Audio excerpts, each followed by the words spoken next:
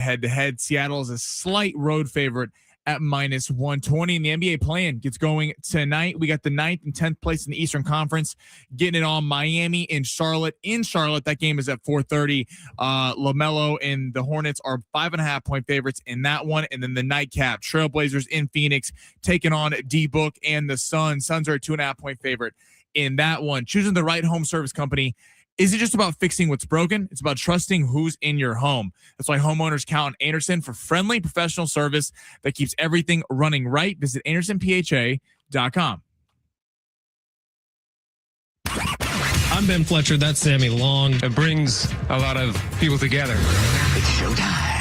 Tonight at Petco, it's Mariners Padres. Michael King gets the start in front of the faithful. Plus, 109 runs in Dodgers Mets. In your particular field, you don't want to talk mine. Over 9.5 runs in Angels and Yankees. Don't hate the player. I like the Phillies on the money line to get back in the winning ways against the Cubbies. pretty damn cool. And y'all saying my name, put some respect on it.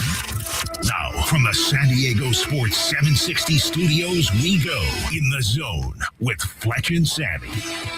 Yeah, let's get it going on a Tuesday. What's happening, everybody? Ben Fletcher, Sammy Long with you till 2 o'clock today. Sammy will keep the party rolling after that from 2 to 3, going along with Sammy. Schaefer and Sliwa will be your drive home later tonight. Yes, let's all give a nice big round of applause to Sammy Long, making us all some money yesterday, as you just heard from the big voice guy intro. It was a good night. He correctly called the over on Angels-Yankees, which went way the hell over. He correctly called the under on the Dodgers and Mets game, which went way the hell under. And I can't remember what your other pick was. But we had Phillies money line. You nailed that one too. Schwarber had a couple home runs last night. Yes. So very good day for Sammy Long, who made us all some money. I've quickly reinvested some of that profit into more Brock Purdy MVP odds. Why? I'm trying to help you buy a house, and you're out here throwing all the money into Brock Purdy MVP. If he wins MVP, I'm rich. You don't even know. But yes, we have a very fun show for you today. Kevin Acee is going to be joining us at some point today. We have some tickets that I had to fight hard for, but I'll let you know what those are in just a second. We will talk some Padres Mariners. Get you ready for the VEDDER Cup. We will talk some NBA. Some very interesting quotes from Steve Kerr ahead of the play-in games. The playing games, which the Warriors essentially are going to have 3 of their main players on a minutes restriction for a playing game, a winner-take-all game. Crazy that this is where they're at right now. But Steve Kerr had some very strong comments. We'll also get into the draft a little bit, as we are just about a week away from the NFL draft, one of the most beautiful times of the year. And we got all that coming up over the next 2 hours. So everyone, hold on to your butts. It's going to get crazy. But the tickets we have to give away. If you remember last Friday on the text line, we had a text, I believe it was from the 913, that said, hey, are we going to be able to get any SD Fight Night tickets on San Diego Sports 760? We have procured 3 pairs of tickets. Look at that. So this is what we're going to do. Today, we're going to give away 1 pair of tickets. Tomorrow, we're going to give away another pair of tickets. And then on Thursday, we're going to give away the 3rd pair of tickets. Yeah, that totals 3 pairs of tickets. 3 pairs of tickets. So this is Juju Ballo. This is Johnny Mansour. You've heard us talking to both of those fighters over the last week. We can't wait for this. Sammy and I will be in attendance for SD Fight Night coming up this weekend in Oceanside on Saturday. We got a pair of tickets today. These are the hottest tickets in town right now. We'll be giving them away during the show today. So you just got to keep listening to figure out when to win. These are big tickets, so we're going to make you work a little bit for them. There might be a code word dropped at some point throughout the show today. There may be a, hey, you got to hear what Kevin Acee talks about in order to win these tickets. So just keep listening and we will give you a time to call. All right, Padres, Mariners starting today. It is the VEDDER Cup. Sammy laid it out beautifully. Brian Wu on the mound for the Mariners and Michael King on the mound for the Padres. I guess with Nick Pivetta on a little bit of ice right now, Michael King is the ace of this staff, although you can make a pretty damn good argument for Randy Vasquez, who's probably been the best pitcher so far for the Padres. But this is an interesting game because I'll tell you exactly why. The Mariners are very good. The Mariners, we expect to be a postseason team. The Mariners could very well contend for a World Series this year out of the American League. Who knows if they can compete with the Dodgers, but there is a high likelihood that the Mariners could be the team out of the American League who makes it to the World Series. They're also a team that hits for power. Josh Naylor, former Padre, Cal Raleigh, Jose Rodriguez, they all can hit for power. And as I'm watching baseball last night, very little in terms of sport options last night. It was baseball, WNBA draft, not a whole lot else. So I was watching some baseball last night. I was watching the Angels and Yankees game because Sammy and I had money on it. And in that game, it felt like every time anyone was stepping up to the plate for the Yankees, you were nervous that they were going to hit a home run, and they hit a lot of them. I think the Yankees had 5 last night. The Angels had 2 last night. And it's that presence of slug that the Padres have been missing. Now, I'll say that Rocky series helped them out a lot. They're middle of the pack in home runs and slug now in Major League Baseball. But it's the missing component of the Padres where I don't know that if you're an opponent and Ramon Laureano's not up to bat, you're not necessarily scared of the slug of the Padres or the home run power of the Padres. You could almost see it in the Angels pitchers' faces last night. Every time Judge got up to the plate, they're like, oh, this is going to go badly for us. And it did a couple of times. He hit 2 home runs. So I just think that the Padres are missing that. And I don't know what the fix is. I know in my heart of hearts the fix is Fernando Tatis Jr. and Manny Machado need to start hitting more home runs. But right now, I don't know that the Padres have a feared lineup. The Mariners have a feared lineup coming into Petco Park today. So this is a huge test, man. And I would love to see Laureano keep smacking the ball out of the ballpark. I would love to see Fernando Tatis Jr. hit his first home run of the season here tonight, tomorrow, or the next day. But it's just not something that they have yet. And I think that's the next step for me to get over the hump from probably a playoff team, probably an 85 to 90 win season to, okay, this team can actually do something. Right. It all comes out of Fernando Tatis and Machado. It's the Padres right now don't have a hitter, big name hitter that you come up to the plate and you're like, it's a shock if they're not getting on. Aaron Judge, Mike Trout, Shohei Ohtani, go up and down the list. I mean, there are countless guys. Bryce Harper was the Dodgers already have 29 home runs this year. Yeah, and we'll get into them a little bit. Isn't that crazy? And the next closest team is 21. And by the way, Andy 16. Andy Pott has been the best player on the team. Kyle Tucker can't hit a baseball, which is kind of insane because he was the big offseason signing. But it's testament to Dodgers, able to sign and develop through their farm system.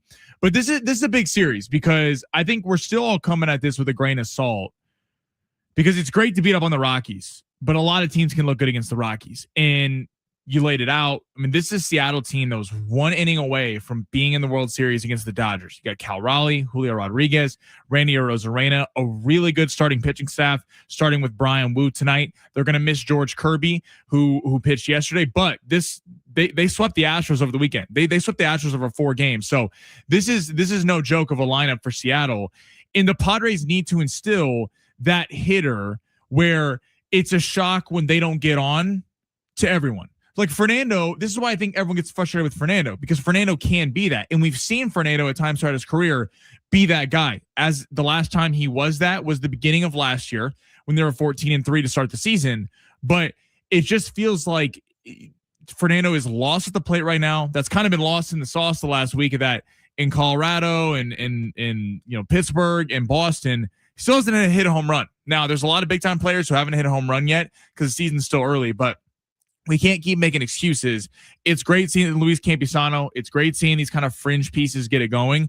But at the end of the day, if Fernando Tatis doesn't pick it up, they're not going to be able to beat better upper echelon Major League Baseball teams. I know it's tough to play this game, and I really do hate playing this game. I don't think if I'm AJ Preller or Peter Seidler, God rest his soul, I would regret the Juan Soto trade. But it is tough when you look around Major League Baseball. Like James Wood has 5 home runs already this year. CJ Abrams, and you're looking player. And like Josh Naylor, who you're about to see, it wasn't in the same trade, but Josh Naylor has 2 home runs in his last 5 games for the Mariners. And so it is tough to see like, oh, the Padres had power that walked out the door via trade and left on the roster the guys you thought would be producing the power aren't producing the power. So right. That's kind of just a tough thing to wrap your head around, but that's also sports. I'm sure there's plenty of Mavericks fans. In fact, Klay Thompson was at his press conference yesterday in the NBA, and he was asked if he's going to for sure be with the Mavericks next year. And he kind of went on a tirade about how, hey, in the NBA, they don't pay you because of what you do on the court. They pay you because you can be traded at any given time. And it was very much ties to what happened with Luka moving out. And a big part of the reason that Klay signed with the Mavs was to play with Luka. And so it's a bloodthirsty business, man, and it sucks. And hindsight can always be 20/20. But looking around baseball and seeing the power that the Padres had in their farm system that's no longer there because of trades, it is kind of a brutal kick in the nuts when you know that you need that power right now. When the Padres right now have holes, and you're going to be old holes, and you're going to be seeing them try to be aggressive like they were at the trade deadline last year. And there's not a lot of top 100 prospects. Ethan Salas was the only top 100 prospect. I believe he fell out of it. I don't know if he's back into it right now, but this farm system is not stocked with elite level talent that the Dodgers, that the Yankees, that the Phillies are able to have every year and can just ship all these guys out. to go star hunting. So, right, I'm not going to sit here and have revisionist history on that they shouldn't have made the Juan Soto move, because if it would have came out that they could have made the Juan Soto move and didn't, AJ Preller, everyone would have been fired on the spot. But the Padres are a lot more liable when that trade doesn't come through, because they don't necessarily have the farm depth of some of these other franchises to keep developing. Now, to be fair, Dylan Cease is never a Padre without the Juan Soto move. Michael King is never a Padre without the Juan Soto move. So there's so much that branches off of it, but the power is the obvious thing to me. Like, you don't have Soto anymore, so his power's gone. You also don't have some of your prospects that are now hitting home runs at the major league level. And hell, James Wood was an all-star last year. It's probably going to be one this year too.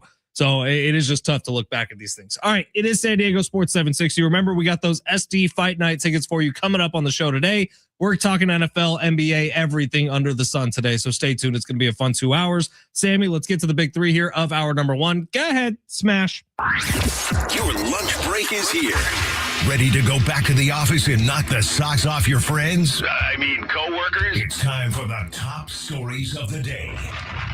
The Big Three. All right, where are we going to start the show, Sammy? I'd be remiss to say YouTube is open. So San Diego Sports 760 on YouTube. Text line open as always, 70470. Start your message with team. A lot of stories coming out of the NFC East, actually. Oh, yeah. The Cowboys and the Eagles. Let's start with the Eagles. Howie Roseman. So if we remember, go back a couple weeks ago, Jalen Hurts was kind of that hit piece on ESPN, a whole article, players not defending him, talking about beefing with the coaching staff. It was essentially just an entire hit piece on Jalen Hurts. Howie Roseman, though, came out today, defended Jalen Hurts, called the criticism of him, quote, unfair and, quote, unfortunate. What do you make of Howie Roseman defending his quarterback after this hit piece comes out a week or two ago? And do you think Jalen Hurts gets too much criticism? He absolutely does. I'm excited for the point one day where Jalen Hurts, and it may come after he's retired, but we're going to need some info on what's going down in this Philly locker room. It is one of the most bizarre locker rooms I've seen since I've been following the NFL as closely as I have, because it is weird. This dude has been to one Super Bowl, won you another Super Bowl, and somehow it seems like every single offseason there's some sort of problem with Jalen Hurts or Nick Sirianni. For me, I tend to look straight to the top for these problems, and I think Howie Roseman is a brilliant drafter. I think he's a brilliant trade GM. I don't know if he's great personnel-wise, and maybe if we were in Philly, we'd have some more flaming arrows we could throw at Howie Roseman, but I also looked at Nick Sirianni, and I think he really whiffed on Sirianni. From what we've been led to believe by talking to people out of Philly, by talking to our buddy Eitan Shander, who's close with those inside the organization, Nick Sirianni doesn't do a whole lot when it comes to the X's and O's. His job is player management. Has there been a worse managed mental team than the Philadelphia Eagles over the last 5 years? I don't think there has. 2 epic collapses with 2 of the best rosters in football in the last 5 years. I don't know how Nick Sirianni still has a job. It's kind of amazing the amount of success that they've had, considering not too many. And I would point to Jalen Hurts for a lot of that success. Right. And I mean, they what was it, the positivity bunny that they had last year? I mean, this is not typically stuff that you hear from the New England Patriots or the Kansas City Chiefs or whatever dynasty you want to go back, the Steelers back in the day over the years, the Cowboys. They are from the top, not run well. Howie Roseman is a great GM. Sirianni is a puppet. He doesn't call plays on offense or defense. And I think there's people confused. Jalen Hurts on paper is not the most exciting highlight quarterback to watch. What he is efficient. And I think you see that in the postseason, just because you're the flashiest quarterback. Josh Allen, Lamar Jackson, Herbert are flashy, except there hasn't been a lot of postseason success.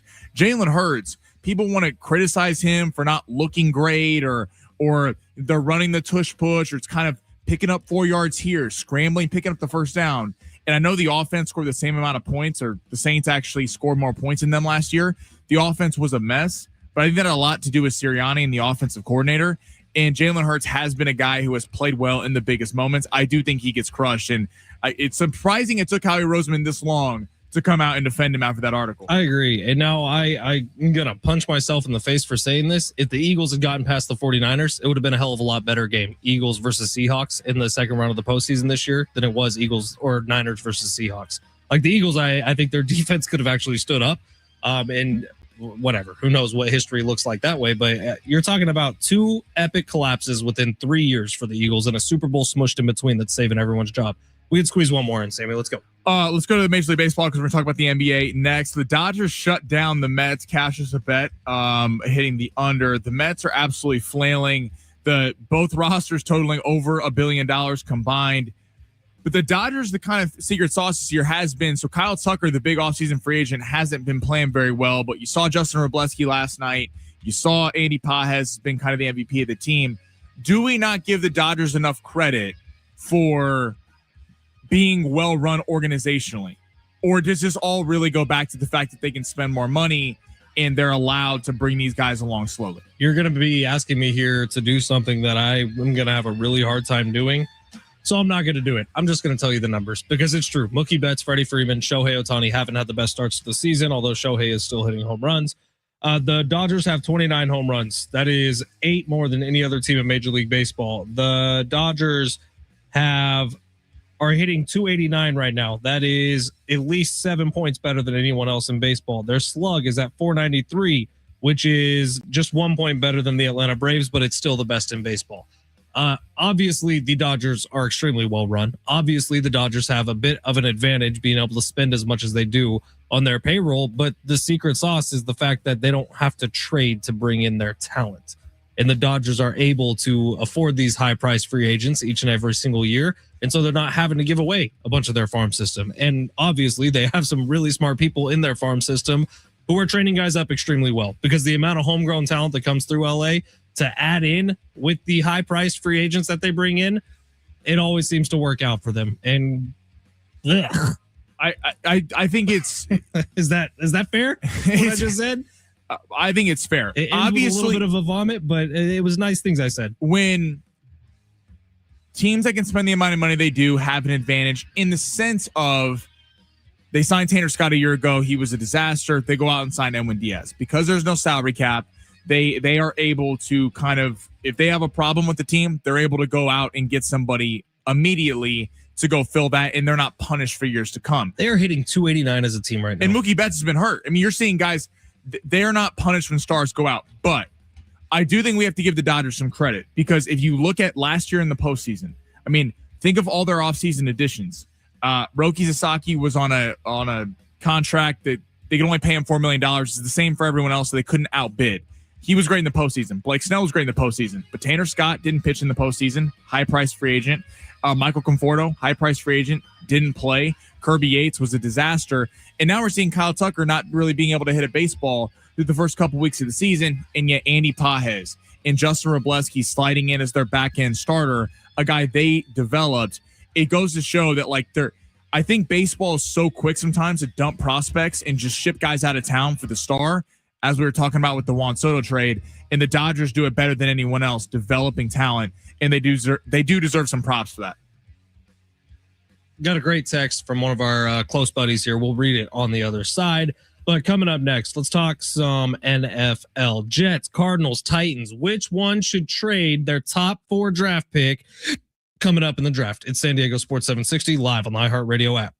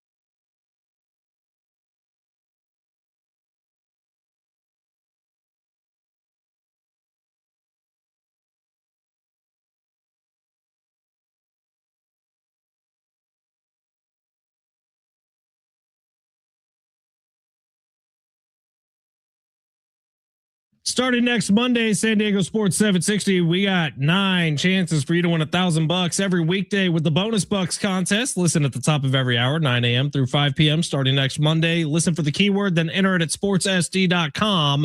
It's going to get going next Monday at 9 a.m. I don't know if everyone just felt the disturbance in the force, but John Schaefer is excited. And John Schaefer is excited for good reason. And that's because San Diego State basketball just landed a big transfer. Nick Anderson out of Rice. He was an Owl last season, averaged 15.5 points per game, 4.3 rebounds per game, and 1.2 assists from the guard position, is transferring to San Diego State for his senior season. That is a scoring guard to pair with Latrell Davis. That is very big news. Cherry over the weekend. And Bear Cherry over the weekend. Big news for San Diego State. Look, Farrell Compton just committed to Oregon. I think Magoon Guath may be visiting Kentucky today or tomorrow. So who knows what this team is going to look like over the next 6 months. But this is a really good get for them, at least according to John Schaefer. I do remember seeing 1 or 2 Rice games this year. And Nick Anderson, he's a scoring guard, man. So this is good news for the Aztecs, who that was missing this year for a long time. And he was like a 3-point sharpshooter against Oregon. Now, Oregon was a little bit down last year. The Aztecs beat him in the Players Era tournament. But still, this is with the portal, man. College basketball, college football is really a year-round sport. And for as many guys you're going to lose, you're going to gain so many more. So, Brian Dutch and the coaching staff was gonna figure it out. So exciting couple additions here for the in the last week. Very much so. 619 texting into the show that says, boys, I had a friend pass away over the weekend. Shout out, light one up, and pour one out for my buddy Gunner, RIP, bro, from our buddy Quacked. Man. Quacked, very sorry to hear that. We love you, pal. Thank you for being here every single day. And very, very, very sad news on a Tuesday. But hopefully you're doing okay. And anything you need, you let us know, pal. Because that sucks to hear. Yeah, very sorry to hear about that. All right, NFL. We got the top 5 picks are fascinating this year. Really, 2 through 5 are fascinating this year in the NFL draft. Because we all know what one's going to be. It's going to be Fernando Mendoza to the Raiders. But then you have this a little bit of a lull, and there's a bunch of teams that have 2 first-round draft picks this year. So I do want to focus Jets, Cardinals, Titans, who are 2, 3, 4 in the NFL draft this year. Titans have been linked with Jeremiah Love this entire time. But the question is, does anybody move up to try to take the Cardinals pick to try to sneak Jeremiah Love, the excellent running back, away from him? And there's been a report as of this morning, Jordan Schultz looking for the Cowboys are sitting at 12 and 20. So 2 first-round picks and decent first-round picks, possibly looking to move up and take a running back or to move up and take a player. He didn't specify who that was. A lot of people are assuming he would be Jeremiah Love because the Giants, who are in the top 10, are being linked heavily to Jeremiah Love. I'm really curious with those picks because it's a fun NFL draft in that in years past, sometimes there's quarterbacks slotted in 1 through 3 and you kind of know who they're going to be. And then the draft starts. After Mendoza had won, I mean, are you going to Sonny Styles, a linebacker of Ohio State? You got David Bailey, the pass rusher from Texas Tech. Reuben Baines up there have been falling a little bit. There's a lot of really talented players. And then you got Jeremiah Love, who a lot of people have been like, he's the number 1 player in this year's draft. And an unbelievable running back at Notre Dame. He worked out at the combine as a receiver, and they said blew a lot of receivers out of the water in terms of running routes. This draft is gonna be very telling about is the NFL GMs, are they believing more in running backs because of Saquon Barkley and Derrick Henry, what they were able to do with their teams the last few seasons? Because Christian McCaffrey. Thank you. Because if we saw for a while there, Le'Veon Bell couldn't get paid. If you were a top running back, Melvin Gordon at the time, you were not getting paid. And now it feels like we flipped that, and Jeremiah Love is a home run prospect. But do you spend that kind of draft capital that high going for a running back? So the teams you have to look at here are really the Chiefs, Cowboys, and Browns, because they all have 2 first-round draft picks. So do the Jets and the Raiders, but it's hard to imagine the Jets moving out of number 2 because, well, they need the 2nd overall pick this year. So and they're going to go defense. For sure. So you look at the Chiefs and the Cowboys and think about, well, who's most likely to package up both their picks and jump up? That is a very Jerry Jones type thing to do. He's not afraid of taking risks. He loves the big name. Jeremiah Love, obviously, huge name. It's the last piece they need on offense. They need a running back. It really is. And they haven't had a great running back when you think about it since Ezekiel Elliott. Like Rico Dowdle was kind of nice with him, but really, when's the last Dallas Cowboy great running back? Well, it was Zeke, and it was almost a decade ago now. So you think about what the Cowboys need. Jeremiah Love is a very Jerry Jones player. It is a great last name. Massive headlines, adds to an offense that already has a couple of heavy hitting wide receivers in CeeDee Lamb and George Pickens. This makes all the sense in the world to me. I can't imagine this doesn't happen at this point, and I don't think it's the right thing for the Cowboys to do. You wouldn't do it. Yeah, I'm with you because I'm going defense with both my picks in the first round. I'm keeping both those picks because the Cowboys are almost there to put a competent defense. You get Quinnen Williams, you get a couple guys at the deadline. I know Logan Wilson retired recently, but you can patch holes on from running back position. You could trade for a couple of guys who are sitting out there right now and bring someone in who's a veteran. Right, because although Love is the sexy pick and it'd be one of the best offenses in the entire league, you still have the problem of, are you going to pay George Pickens? You're dealing with that. You're adding another star, player who will come up in 3 years, and if he's great, you're gonna have to pay him. You're paying CD and Dak. I get the going running back, but I mean, they could walk away with a Caleb Downs, safety from Ohio State, Caleb Banks, defensive tackle from Florida. I mean, the Cowboys could go from having one of the all-time worst defenses with adding Quinnen Williams and some of the pieces they added down the stretch to having a pretty competent defense. I get it. It may not be as sexy, but that's probably the way to go for Jerry Jones. But on draft night, if Jerry Jones has an offer there, probably going to be pretty hard for Jerry Jones to say no. Absolutely. Now, quick shout out to an Aztec because his name's starting to fly up draft boards. Have you seen Chris Johnson? Starting to get a lot of love. It's linked to my Chiefs. Yeah, he is. He's linked to a couple different teams now, but he's flying up. In fact, I saw a list today where they did a ranking of just the top players in this year's draft, not necessarily a mock draft, and he was all the way up to number 19.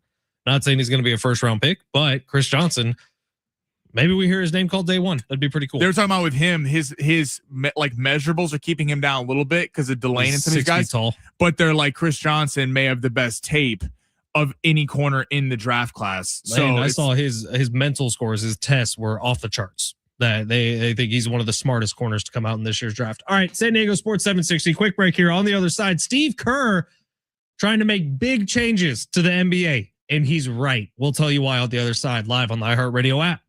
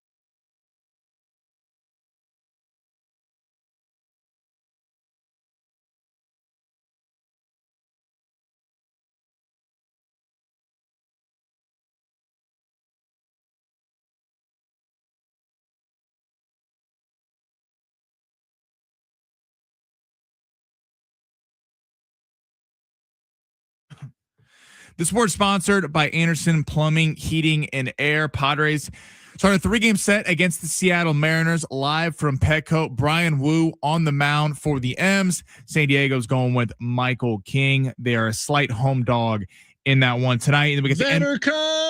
Oh God. NBA playing 4:30. Heat taking on the Hornets. Charlotte's 5.5-point favorites. High point total at 230.5. We got Portland on the road taking on Phoenix. Devin Booker and Jalen Green. Phoenix a 2.5-point favorite in that one, with the point total being bet up to 217.5. That game is at 7:00. Choosing the right home service company isn't just about fixing what's broken. It's about trusting who's in your home. That's why homeowners count on Anderson for friendly, professional service that keeps everything running right. Visit AndersonPHA.com. San Diego Sports 760. Ben Fletcher, Sammy Long with you till 2:00 today. Sammy will keep the party rolling just after 2. Going along with Sammy. He's got more Kesha tickets for you today. If you missed the news, we got some SD Fight Night tickets. Juju Ballo, Johnny Mansour headlining a card coming up this weekend at Front Wave Arena up in Oceanside. SDFightNight.com to buy tickets. We got a pair each of the next 3 days for you to go check it out. Sammy and I will be there. Can't wait for this, man. It'll be my first San Diego Fight Night that I've been to. Been to a couple up in Fresno, but this will be a lot of fun, man. And can't wait for it. Hometown kids going to war on Saturday night. Going to be a blast. Yes, sir, man. Pair of tickets coming your way within the next hour or so. So keep listening. Not that we need compliments, not that we need our ego stroked. A little surprised the text line and YouTube chat's not a little more congratulatory to Sammy Long for going 3 for 3 last night on long shots. No, it's fine. It's everyone expects this. They know when they want winners, they come at 12:45 every day. It's just when you lose, there's 20 people saying Sammy lost again last night, and you coming off a win. I don't think I've seen a single one. Listen, we're all good. We're all good. Everyone's feeling good today. Everyone's got their bank accounts. They're too busy spending all the cash I made them last night. Sure. And now I hit you on an all MLB parlay. Now we got the NBA playing tonight. Ooh, we got some money to be made. I was looking at the 2 games for tonight. I don't know how you bet this. I really don't. They're good games. They're like, from a just fun sit down and watch basketball fan perspective, it's odd because Charlotte and Portland, they're not playing each other, but in both their matchups, I think a lot of people are going to bet Phoenix and Miami. And I'm not saying I'm going any way on this because Miami's been in the NBA finals recently. Yeah, but Sammy loves him some Tyler Herro. I do love me some Tyler Herro, but Charlotte Hornets and Portland quietly as they've been a damn good basketball team this year. And no one has talked about them. I don't know how I would pick them, so we'll see if. Do you believe that the boys in South Beach are going to roll up to Charlotte and pull out a win tonight? I don't know. We'll see. I'm guessing both those games will be in long shots in some shape or form. Yes. All right. So not tonight, but tomorrow, Warriors Clippers, which I also think is actually a pretty evenly matched game. This is a good playing tournament. But Warriors Clippers tomorrow night. Now Steph Curry and Kristaps Porzingis will both be on minute limits for the Warriors. 30 minutes I saw was the cap for both of those players in tomorrow's literally win or die game, which is kind of crazy that you have stars on minute restrictions in a loser go home game. Steve Kerr, talking about the minutes restriction, said this: I know this will not be a popular opinion in the league office, but I will continue to say it because it's obvious we need to play fewer games. We need to take 10 games off the schedule. I think it would be more competitive and a healthier league if we played fewer games. He's not wrong. I agree with that wholeheartedly, but I'm surprised that they would be on a minutes restriction in a playing game. Basically what they're saying, they're okay if they lose. They're okay if they lose because they know that if the Warriors won the next 2 games, they're playing Oklahoma City and they're getting swept. If they had Jimmy Butler and this team was fully healthy, that might be a different story. Oklahoma City would still win the series, but Butler and Porzingis and Curry all together could be a pain in their side. But they're okay with losing the series if these guys are on minutes restrictions. That's kind of crazy. Like, could you imagine anything like this in the NFL? A team has an opportunity to fight their way into the postseason, and they have stars on a minute restriction. Well, and I also think that it's complete mismanagement from the Golden State Warriors. The Golden State Warriors got rid of a 23-year-old potential superstar in Jonathan Kuminga, who, by the way, is tearing it up right now with Atlanta and is going to be a part of a great series between them and the Knicks. They trade him for an a 30-year-old Kristaps Porzingis who's had injury history after Jimmy Butler gets hurt. So this wasn't like before where they're like, we're going to do one run. Jimmy Butler was hurt. Jimmy Butler was already out for the season. Jimmy Butler's getting up there mid-30s. Curry's late 30s. Draymond Green's late 30s. And now Kristaps Porzingis is in his 30s. What else were you going to do with Kuminga? Obviously, that was damaged. I would have liked, if I'm a Warriors fan, to trade him for someone younger than Kristaps Porzingis or picks. But at that point, like the relationship between Kuminga and the Warriors was done. It was tarnished. It was over. So they had to get something for him, and that's what they got. What do you make of the 72 games? Because I think reducing...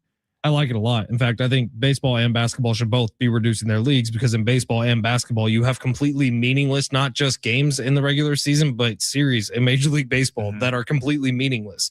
The fact that you're asking people to show up and pay $65+ for a bad ticket at any game, and that game could be rendered a scheduled loss, which is a term in both baseball and basketball, is anti-competitive. It's anti-sport. It's my least favorite part about those two leagues. Well, I think all of them, including the NHL, which is winding down here, final week. I think all three of those sports. Scheduled loss needs to be out of our vernacular. Right. You could get, first off, I would take it even a step further. And this is, I'm someone who, just like you, I love Major League Baseball. I'm personally a massive NBA fan. I watch every Laker game. But if you took the NBA season down to 60 games, to go even further, let's go 60 games.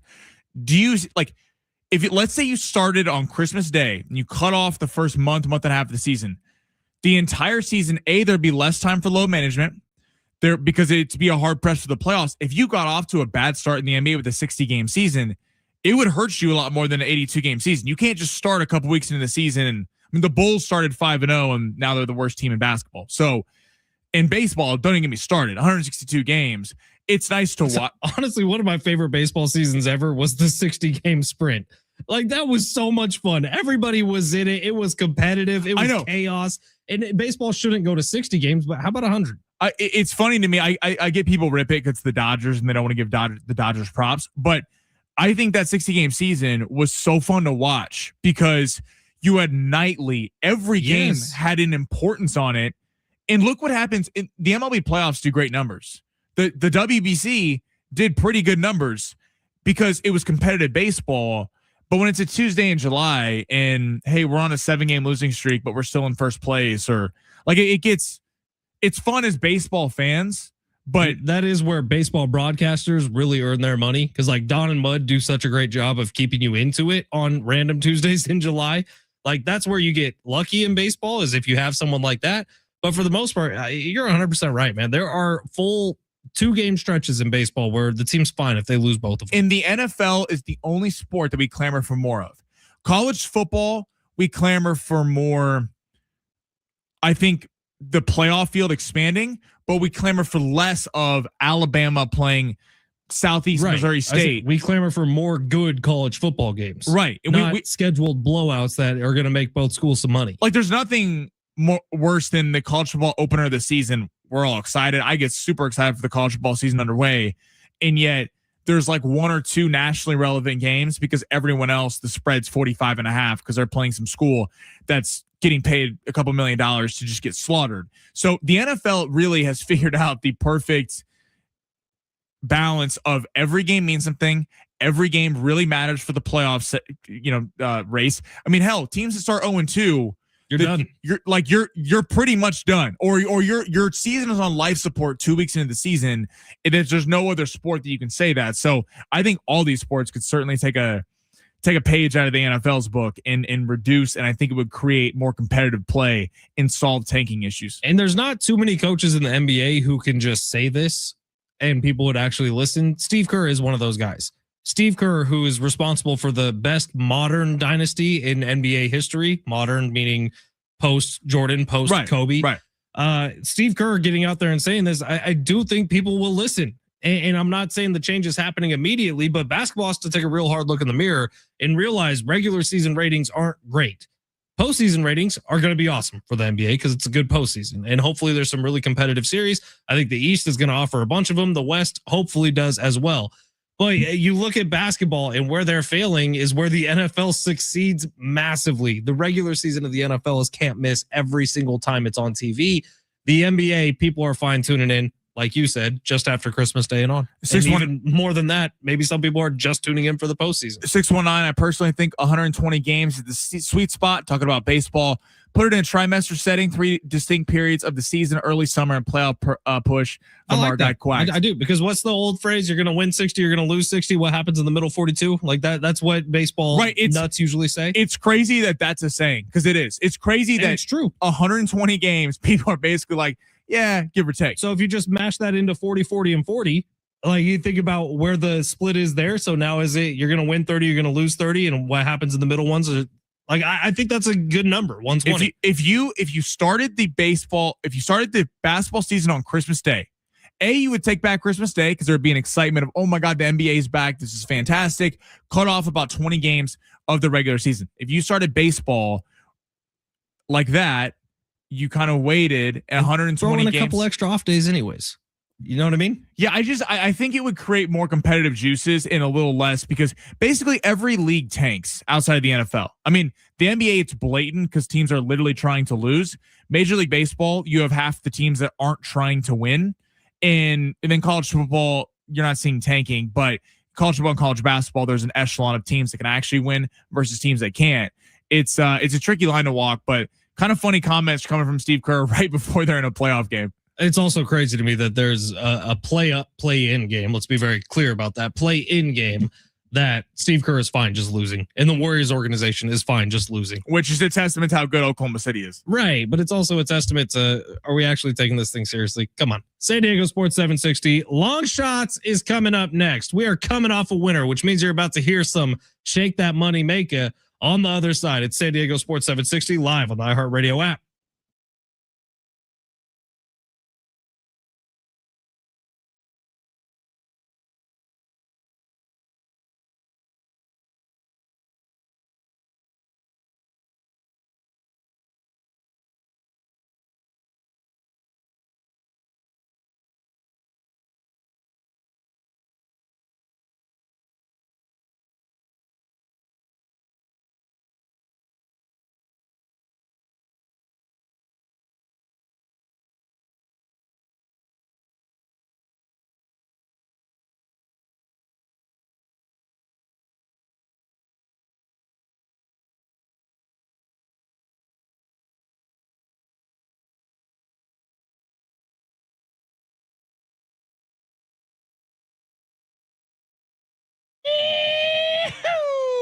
It's Fletch, and I'm fired up to tell you about the premier rodeo of Southern California. It's the Lakeside Rodeo, and it's coming up soon, Friday or Thursday, April 23rd through Sunday, April 26th, out at the Lakeside Rodeo Grounds. You're going to see 4 straight days of top-tier rodeo action, bull riding, steer wrestling, rodeo queens, even kids stick horse races, which are hilarious and fun.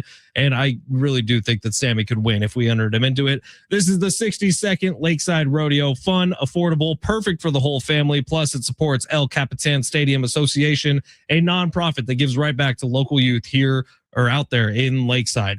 My wife and I, we volunteer every year at this. We pour beer at one of the concession stands. If you come up, you'll see my wife frantically trying to do math as I just pour another Coors Light. So get on out to the Lakeside Rodeo this year. Come say hi. Enjoy it. If you've never been to a rodeo before, this is the perfect entry point, man.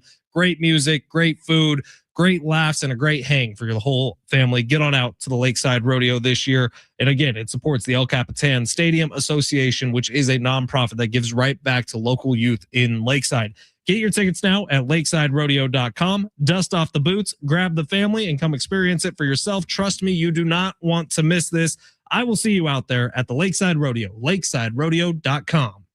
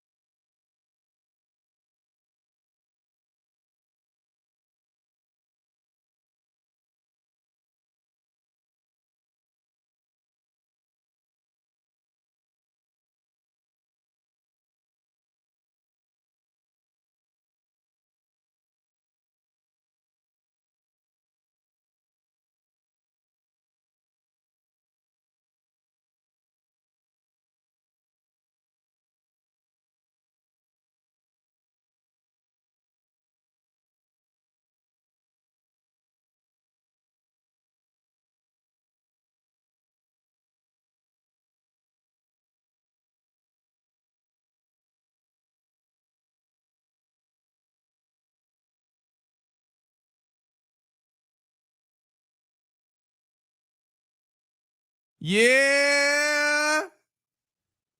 We're all very happy. Sammy won us some money last night, so Ludacris is playing. That's just what happens.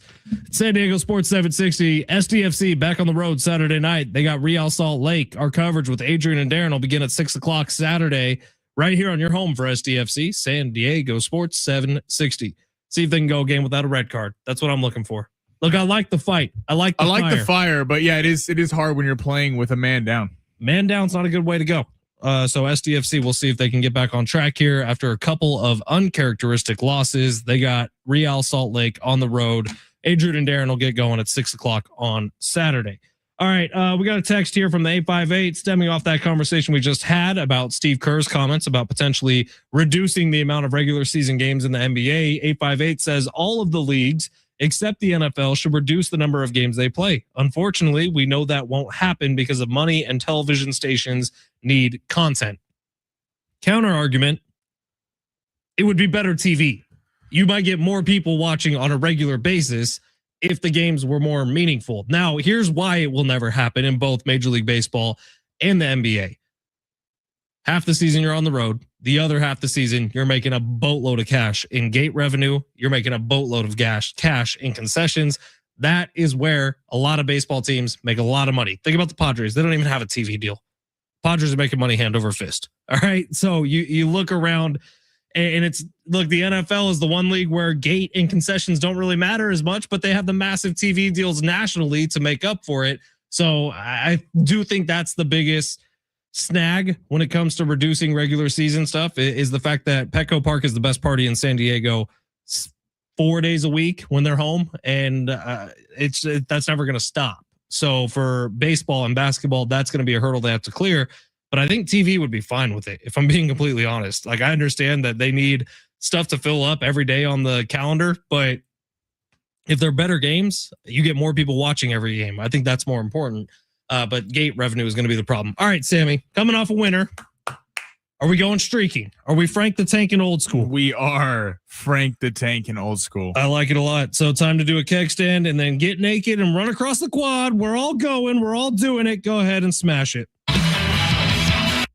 Whoa. Who did that? That's not a good start.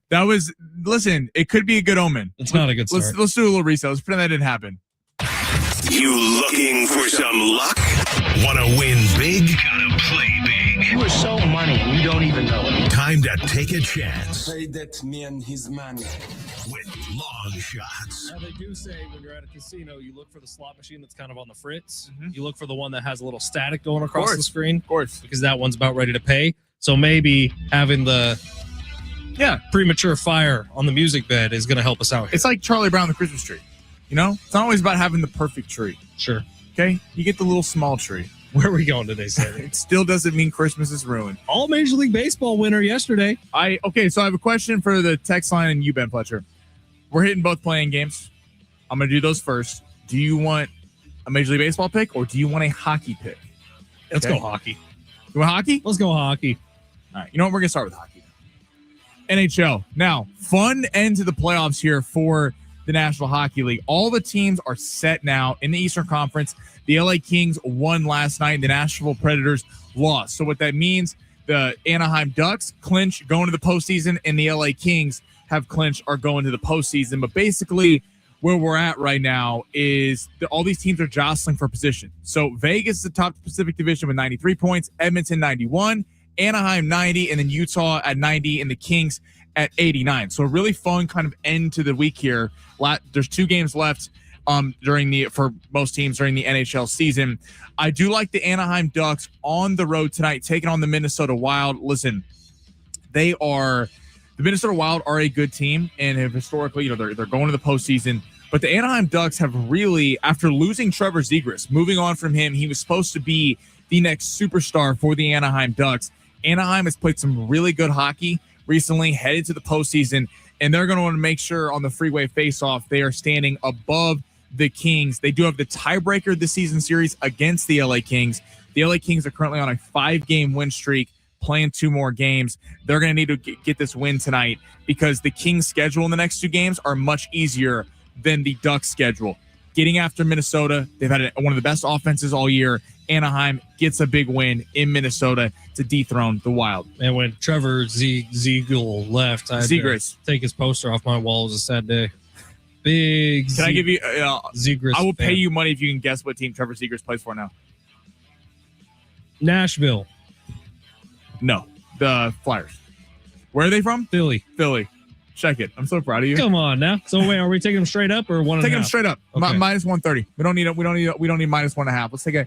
We got a good 3-leg parlay going here. Minus 130. Ducks on the road trying to stave off my Kings in the playoff race. All right, let's go to the first playing game. Miami and Charlotte. Now, I was going back and forth on this game because Charlotte has been one of the best teams in basketball over the last couple months of the season. I have been a big Charlotte supporter on long shots. They've been very kind to us. LaMelo Ball, Con Knipple has been fantastic. I keep telling everybody about the addition of Kobe White at the trade deadline from the Chicago Bulls does not get talked about enough. I do not know why Chicago let go of him. Is giving them a bit of a bench there. They're coming off holding the Knicks to 96 points. Moussa Diabate has been playing really good ball recently. And you got, Brandon Miller. This is a pretty deep team.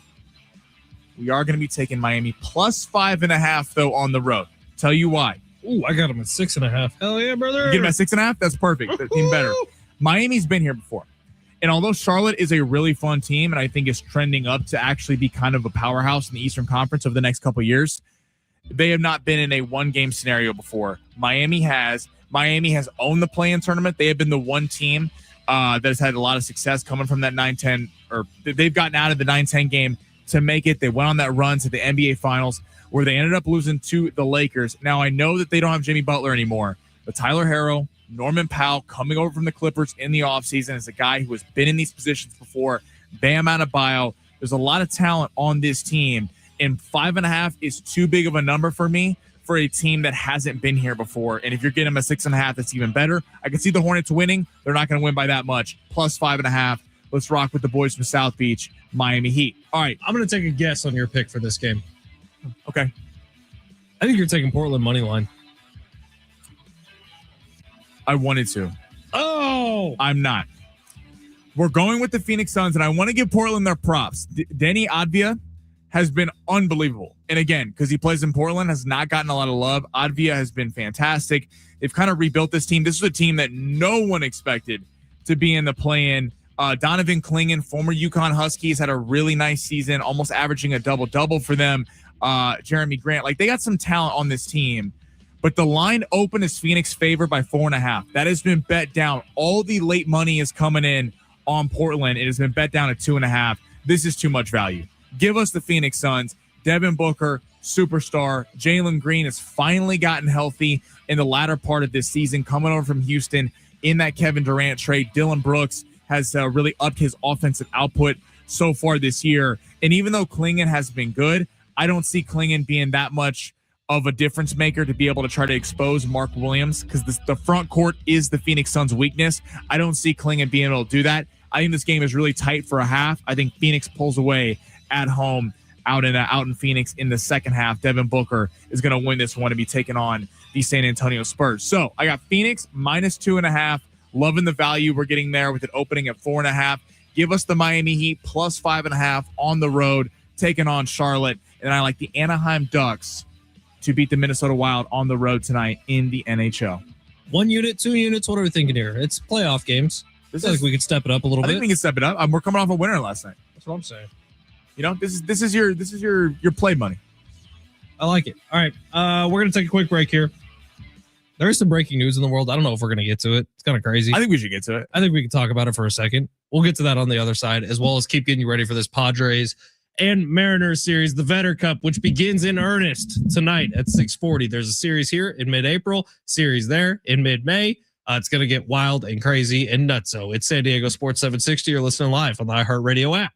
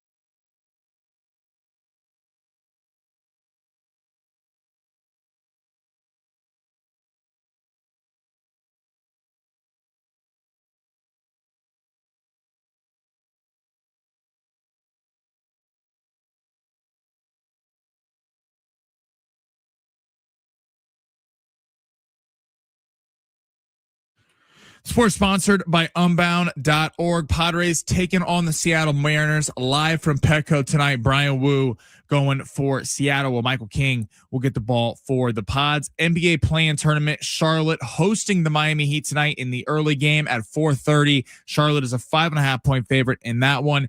And then the night game, we got Portland on the road taking on D-Book and the Phoenix Suns. Phoenix has been bet down from 4.5 to a 2.5 point favorite. Right now, there are young people across the world facing a tough choice: continue their dream of education or drop out to help their family and put food on the table. You can help change their future in a single moment. See how far your support can go at Unbound.org. I'm Ben Fletcher. That's Sammy Long. It brings a lot of people together. It's showtime. Tonight at Petco, it's Mariners Padres. Michael King gets the start in front of the faithful. Plus, Under 9 runs in Dodgers Mets. In your particular field, you're the top mind. Over 9.5 runs in Angels and Yankees. Don't hate the player. I like the Phillies on the money line to get back in the winning ways against the Cubbies. pretty damn cool. When y'all saying my name, put some respect on it. Now, from the San Diego Sports 760 studios, we go in the zone with Fletch and Sammy.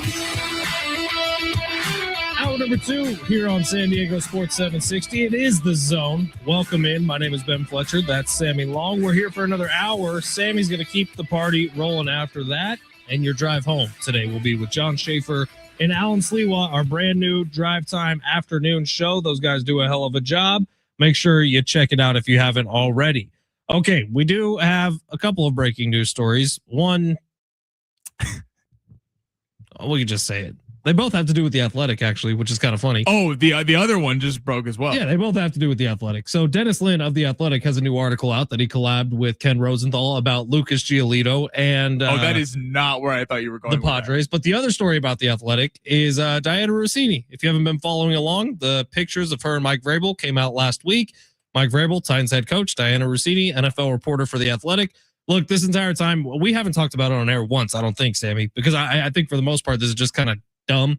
The pictures look bad, sure, but hell, you could take a picture of me and Sammy this weekend at Front Wave Arena when we're watching the final. Yeah, exactly. We're not holding hands in a hot tub. Well, maybe we're high-fiving and our hands interlink for a second and people are like, oh my God, Fletch and Sammy are holding hands. It's crazy. Like, I just don't think pictures can ever fully tell a true story. Both these people are married. I'm married. I like to think that people have a lot of respect for the institution of marriage.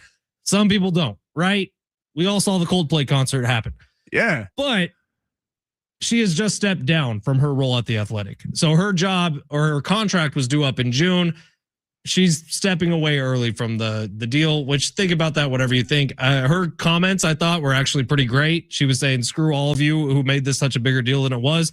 I tend to think that is mostly what people did, was make this a much bigger deal than it actually was. But at the same time, the pictures look pretty bad. That's all I have to say about it. Sammy, you got anything you'd like to add? Because I'd like to talk about Lucas Giolito. Yeah, no, I wasn't there, obviously. I don't know what happened, but pretty spicy situation happening out of the players meeting here, the owners meetings out in Phoenix. Right, but if there was gonna be a place where you and Mike Vrabel were gonna go and sneak away some cuddly time by the pool, it wouldn't be at the NFL meetings where there's no, but media. it wasn't there though.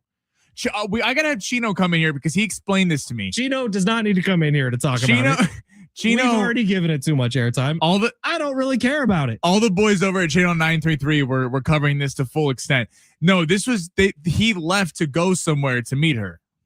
That does make it a little spicier. Yeah, it's not. No, they weren't just at the pool just kicking it in front of everyone.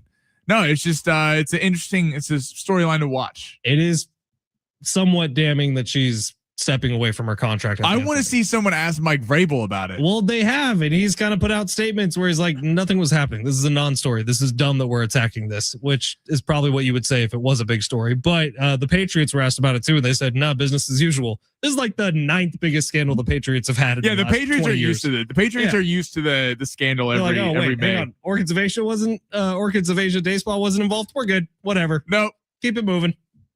No deflated footballs. All right, we're fine. No binoculars looking at other teams' practices. All good. Like, yeah, the Patriots are used to this stuff. All right. In more pressing news, we have conspiracy theories coming in on the text line. We'll read them all throughout the show today. Just keep text them us coming 70470. Start your message with team. In other news, Dennis Lin has a new article out as of the last 30 minutes that says With pitching injuries mounting across Major League Baseball, the Chicago Cubs and the San Diego Padres are both eyeing right-hander Lucas Giolito, who is still a free agent.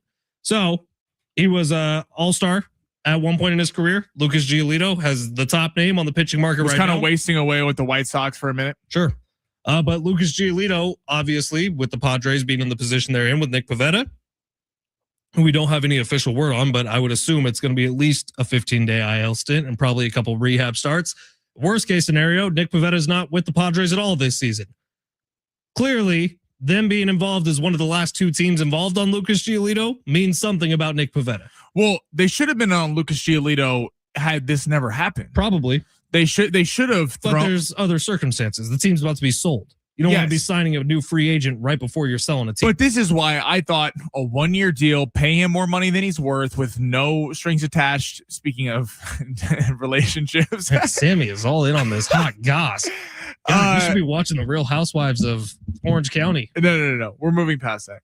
But Lucas Giolito, a 1-year deal that was kind of inflating his money, so he'd be coming off the books next season. Makes sense, especially considering there's possible lockout looming.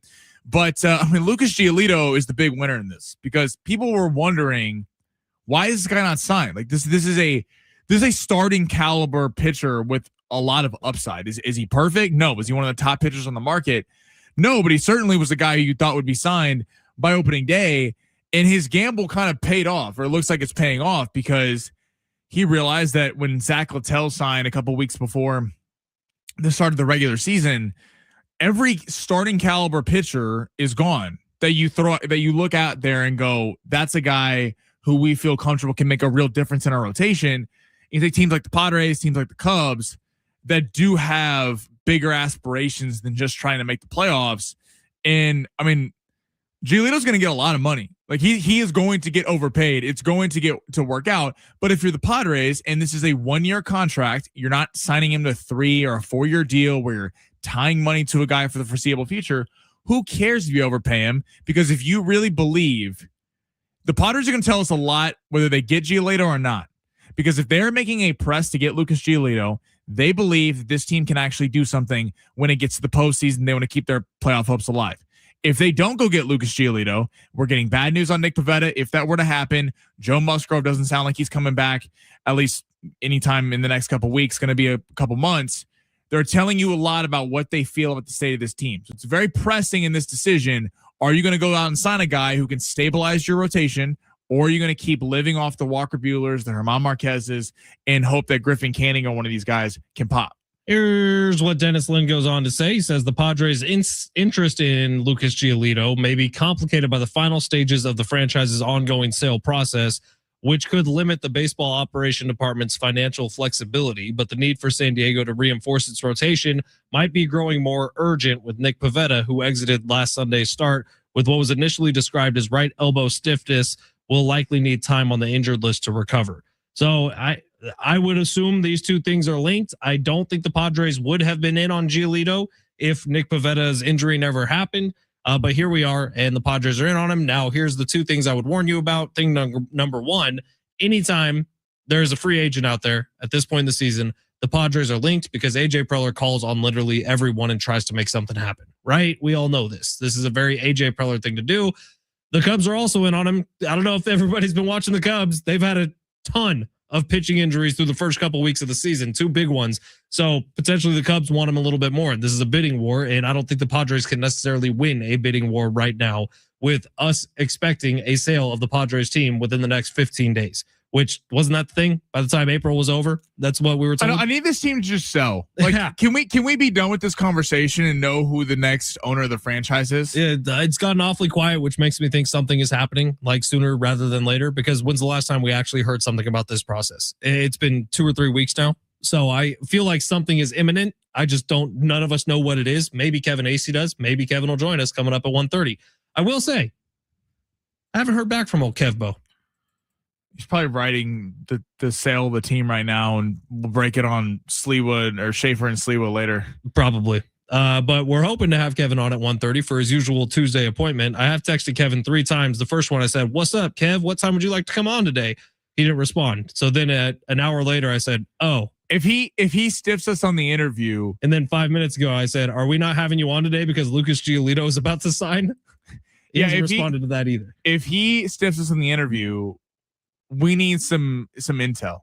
We need some under the radar scoop. Can I tell you, Kevin called, or I actually called Kevin because Kevin texted me while I was driving last Friday.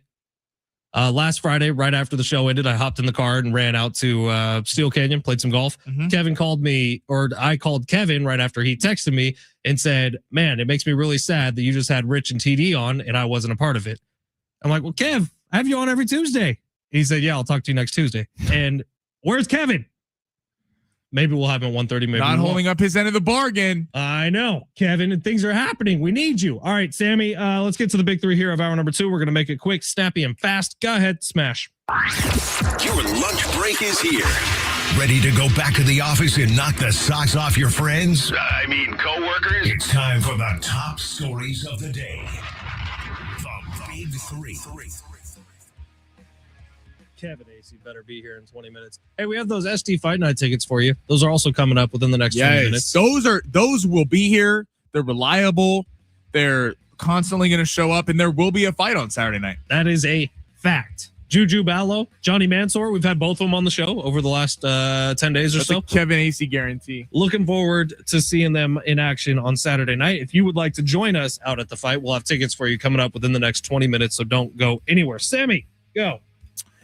All right, what NBA star in the play-in tournament, so in the play-in tournament over today, tomorrow, and then will be Friday, has the most pressure to get out of the play-in tournament? Kawhi Leonard. I don't even think it's close, personally. The Warriors are giving this game away. If somehow the Warriors win in a game that they don't seem like they want to win, and Kawhi Leonard doesn't step up and get a big win here, like, look, I know that we can all laugh at the Clippers and call them the little brother and the team that LA doesn't want. They have dudes. Like, this Clippers team should probably be better than what they are. Kawhi Leonard, this is on you, man. You're still one of the best players in basketball, or you're kind of supposed to be. Go out and show it. Make quick work of the Warriors. You can even load manage the second half if you get up and dominate this thing, and then come out and do something cool in the postseason. Give the Thunder a worry. I'm with you. I think Kawhi Leonard is a great pick with that. It's hard for me though to pick Kawhi. It's like we feel like we say the same thing every year. It's like, oh, this Clipper team is, if they're healthy. Remember last year they were kind of the underdog pick when they took on Denver, and I think this Clipper team is set up for the foreseeable future with Darius Garland and Benedict Mathurin. But if Kawhi wants to be a part of it, he needs to go win this game, because you saw them ship James Harden downtown. They're shipped James Norman Powell out of town. Kawhi Leonard almost shipped Kawhi out of town. The next veteran piece to go to restart this thing would be Kawhi. So I like that pick. I am going to go with Paolo Banchero, though. Paolo Banchero for the Orlando Magic. The Magic were supposed to be the Charlotte Hornets. They were supposed to be the Detroit Pistons. They were supposed to be the team the last couple of years that was going to kind of break through and become dominant. And they have a really talented roster. Franz Wagner, Anthony Black. I mean, there's a lot of talent on that team. Jalen Suggs. And yet they fell to the play-in tournament over the last couple of weeks of the season. Tyrese Maxey has a lot of pressure on him in that game. But I think Tyrese Maxey, no one looks at Tyrese Maxey and goes, he's the problem in Philadelphia. People look to Joel Embiid and him not being available as a reason why the Philadelphia 76ers have not kind of become a powerhouse in the East. Banchero, this is a big game for him. If he loses to the Sixers with no Joel Embiid and that team flailing, doesn't play any defense, I think that's a problem for Paolo Banchero. Do you remember when Paolo Banchero was at a F1 event and the F1 reporter thought he was Patrick Mahomes? Yeah. That was hilarious, man. That was so funny. That was back when he was at Duke. All right, you got another one for us? Yeah, let's look. So, Jerry Jones. Paolo Banchero's like 6'10", by the way. Yeah. How tall is Patrick Mahomes? Like 6'2"? Mahomes like 6'4", something like that. Sure. 6'3". Yeah, with all that hair, it helps him out. Yeah, you got that poof. It poofs it up. Let's go back to the Cowboys. He tells 105.3, The Fan in Dallas. Stephen Jones, not Jerry Jones, excuse me, confirms a lack of interest in the star wide receiver. George Pickens, they have received no trade calls on George Pickens. Kind of surprising they would say this to a radio station, but they said they've received no trade calls on George Pickens. Are you surprised at the lack of interest in George Pickens despite him having a career year? All right, so you know how when those anonymous surveys come out and Mike Tomlin always gets an A+++ from players, from GMs, from everyone? Like, Mike Tomlin is always the guy who, no matter who you run into in NFL circles, they love Mike Tomlin. Mike Tomlin couldn't stand George Pickens. That became brutally clear when he moved on from him, when he was entering into the peak prime of his career. I think teams take that, understand it, lock it away, bring George Pickens in, even if it's one good year. He had a really nice year with Dallas last year. Wildly talented is going to be a problem. That's what you would have to look at. And so are you really going to give up what it would take to get George Pickens, which is probably at minimum a high second rounder, maybe even a low first rounder to get him, to have a headache in 2 years? I wouldn't do it. Would you? And pay him top market money. Right. And there's also a thing when Pickens is great, but let's also not forget that CeeDee Lamb eats up a lot of the coverage. Absolutely. So George Pickens getting one-on-one coverage on the other side, and George Pickens is feasting. He's got CeeDee on one side. He's got Dak Prescott, who's been playing like an MVP candidate the last few seasons. He's been healthy. And so and that's not a shot to George Pickens. He's a great player, but you see these guys wanting top of the market. And to the point you made about Mike Tomlin doesn't want you. And the Pittsburgh Steelers, by the way, had to go trade for DK Metcalf, give up a lot of draft assets to go get a receiver. Tells you a lot when George Pickens was in-house about whether he thought George Pickens could be mature enough and good enough to be the number one receiver. I mean, so the Chiefs the other day, Rashee Rice on Instagram Live talking about wanting Jackson Smith and Jigma money. I mean, Brett Veach and the Chiefs are going to open that conversation with, can we rely on you? Hey, Rashee Rice. I missed this. I'm sorry. Rashee Rice was asking for... He's on Instagram Live with Tyquan Thornton. He's like, he hopes to get JSN money. The Chiefs are going to open that conversation with, we can't even trust that you're going to be on the field. Why wouldn't you just send him a link of the millions of news articles that show him walking off a freeway after causing a 7-car accident? Well, that's where the Chiefs are going to start the conversation. That's so outrageous. When you get to, like George Pickens, Rashee Rice, and trust me, I'm hoping Rashee Rice this year puts the Chiefs in a tough spot and he has an unbelievable year. But when you're talking about paying a guy huge money, and then you have on top of it, will they show up? Will they be there? How do they handle the media? Jackson Smith and Jigba, you don't have any concerns about that whatsoever. George Pickens, you would have a lot of concerns. By the way, Puka Nacua is now smack in the middle of this conversation. I don't know if you just said that. I was looking at my phone. What is with like AB was normal until he got paid. Puka Nacua, now all of a sudden. Puka Nacua hasn't gotten paid yet.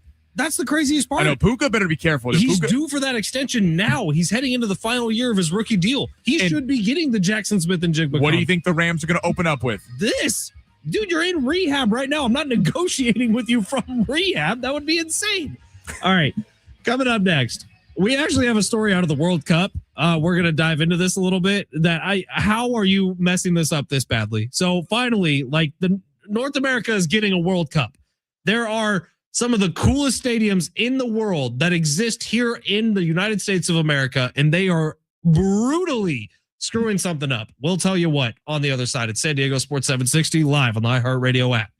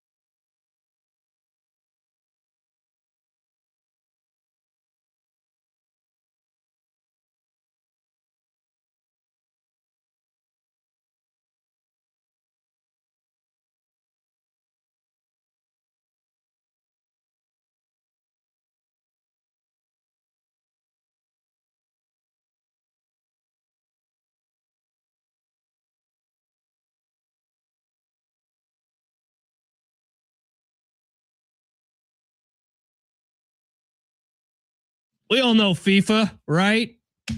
Great organization. No corruptness there. FIFA, they take care of their employees and they've never once taken bribes for anything. We know that they are stand up and classy. FIFA's screwing up, man. So the World Cup is coming up and it's going to be here. Like, we're going to have pretty awesome access to the World Cup. Yeah, it's going to be fun. You can hear games right here on iHeart. And there's going to be games out at MetLife. There's going to be games out at where the Chiefs play, Arrowhead. There's going to be games in Gillette Stadium. Guess what there's not going to be? Tailgating. So you're telling me that the United States of America is getting to host some of the biggest games that the world will ever see. And the one thing that is American as anything, tailgating, dropping down the tailgate, pulling out a charcoal grill, throwing some brats on it is not going to be allowed. And instead, you're going to force people to go into pre-parties put on by FIFA where they're going to have to pay a cover fee. Get the hell out of here. First off, that's insane. That's number one. Here's what it is. Rather than informal tailgating, attendees will be directed to enjoy pregame festivities at specially designed fan zones or hospitality suites. Yeah, and you know which is going to be like $1,500 to get in there. Outrageous. First off, I thought the World Cup was all about celebrating culture for whatever country it was in. What's our culture? If you could wrap it up in one word, maybe a hyphenated word. Tailgating. Party. Like, first off, I don't say that. Like, that's crazy. It blows my mind. I saw this article this morning on Bleacher Report, and I had to check like 5 times that I was reading. By the way, how do you enforce this? So you're going to have cops going around. If someone happens to be sitting in their car parked, have flatbed down, and they are having a beer. What, they're getting arrested? They're getting thrown out of the game? Like, what? I mean, what's happening here? Now, Sammy, you may know this better than me. I've never been to a game at GEHA Field or Arrowhead Stadium, which is where the Kansas City Chiefs play. But I do know that people will sometimes show up at Arrowhead 12 hours before kickoff. For night games, for 8:20 kick or 7:20 kick in KC time. Sure. People have shown up at 2 a.m. the previous day. To get in line. Just to get in line, get their set up. They cook all day, breakfast, lunch, and dinner. It's one of the best environments ever. Barbecue, it's unreal. They have people go sell their food. I mean, it's fantastic. This seems like such a miss to me. And I don't know, maybe the parking lots are going to be different. Maybe situationally things aren't going to work out the same. But why? I would try to do everything I could to make it the most badass tailgates because that's what you want to show. Also, I don't know if this is like their worry because I know in soccer clubs overseas you have like some very they have to be literally separated with a barricade. There's a lot of violence going on, sure. But I mean, wouldn't you think that when soccer is a growing sport in America, I mean, overseas obviously it's number one, but in America it is a growing sport. But it's not football, it's not basketball, it's not baseball, it's not any of those sports right now. But if you're trying, the World Cup is going to draw a lot of viewers. It's going to draw a lot of new fans who maybe don't watch soccer, who are trying to get into it because they can all rally behind a team of Team USA. And then you're like taking away all the fun pregame festivities. 619 says, welcome to the corruption that defines FIFA. Nothing surprises with them anymore. Whoa. FIFA?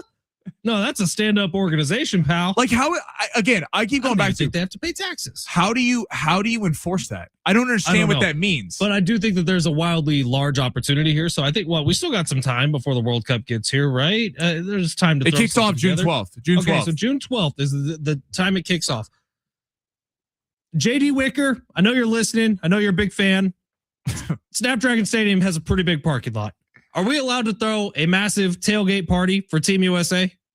858 says you're telling me there's not going to be any jumping on tables before the Brazil match? No, and no fire-lit tables. Well, I don't understand this. So I'm just saying, we could probably scrounge together a couple thousand people here in San Diego and head out to Snapdragon Stadium and just have a tailgate. I'm just looking for an excuse to party because that is my American right. I don't know. Again, I keep going back. I'm going to keep saying the same thing. How do you enforce this if there are a bunch of people in the parking lot? So basically what you're going to say is you're probably going to make parking almost impossible. You're probably going to try to get people to rely on public transit to get in and out of any of these stadiums. But then, so the people who are showing up for the pre-FIFA parties that are going to be an ungodly amount of money to get into, So they get to come early, but so you're telling me that if I arrive to the stadium 2 hours before kickoff, I'm just sitting in my car? So perfect example, the Olympics in Los Angeles. Like parking is a massive problem for the Olympics that are coming up in Los Angeles. So they're already trying to figure out other ways to make public transit easier for those Olympics specifically. I would imagine these places are going to try to make it so there's 0 cars in the parking lot. So this is all people traveling into them. I think it's going to be a disaster. Not having tailgating seems like such a missed opportunity to me, and I'm really disappointed in you, FIFA. And when the World Cup's selling like hotcakes, and obviously you're gonna have people coming, which is great, to the U.S. from all different countries celebrate the game of soccer. But when you're talking about like a small group, I'm not talking about Spain or France or England or countries that are going to draw massive numbers, or obviously America. We're talking about like 2 small countries, like I don't know, Belgium or some like country like that. You're trying to get people, if the game's in Kansas City, to go to the game. There's going to be a lot of casual fans who are going to want to go, and yet you're deterring people from having fun. Interesting choice. Fun FIFA. police. That's what I call FIFA, the fun police. All right, speaking of fun, Kevin Acee is going to be joining us on the other side. We did get a text back. We're going to ask him if the Padres are about to sign Lucas Giolito. We're going to ask him what's going on with the sale of the team, and really more importantly, because those 2 things he might not have great answers on, the hell's going on with Nick Pivetta in his arm? Like why don't we have a? Can we get some information, please? So it's San Diego Sports 760. Also on the other side, your chance to win those tickets to SD Fight Night. You're going to have to listen to Kevin Acee. We're going to do a pop quiz at the end of it. Sammy is going to determine whether or not you win the tickets based on your answer. Stay tuned. San Diego Sports 760 live on the iHeartRadio app.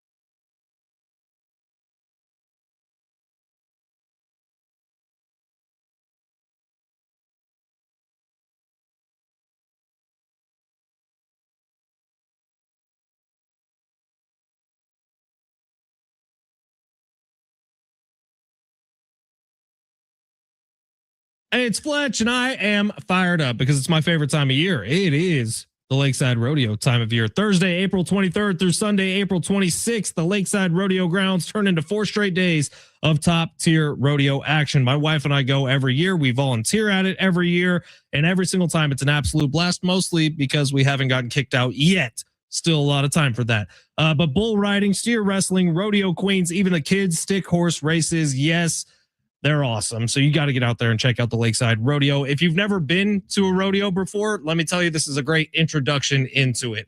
Not all of us were born in Merced County. Not all of us went to Cal Poly and got to see rodeos on a daily basis.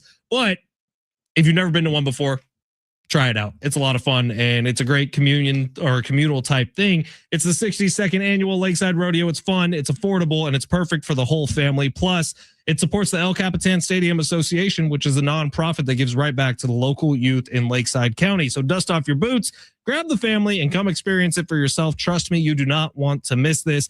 Get your tickets now at lakesiderodeo.com. That's lakesiderodeo.com. I will see you out there.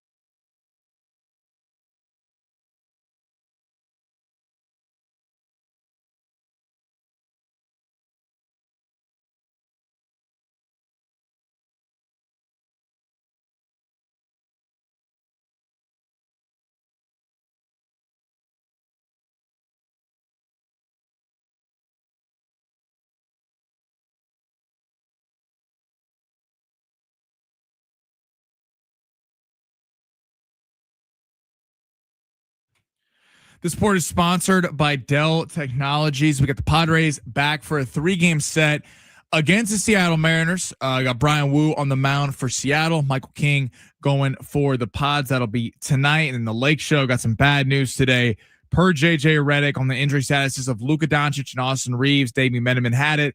Quote, they're out indefinitely. I'm not going to have an update for you this week. They're out indefinitely. Their first game is Saturday night at 5:30 in Los Angeles, taking on KD and the Rockets. Dell PCs with Intel Insider, built for the moments that matter. Like when you're finishing a big project, you can't be interrupted by an update. With long-lasting battery life and built-in intelligence, you can stay focused on what matters most. Built for you. Learn more at Dell.com/Dell PCs. The Padres Report with Kevin Acee is brought to you by Hamul Casino Resort. Hey players, this is all yours. Hamul Casino Resort, the player's place.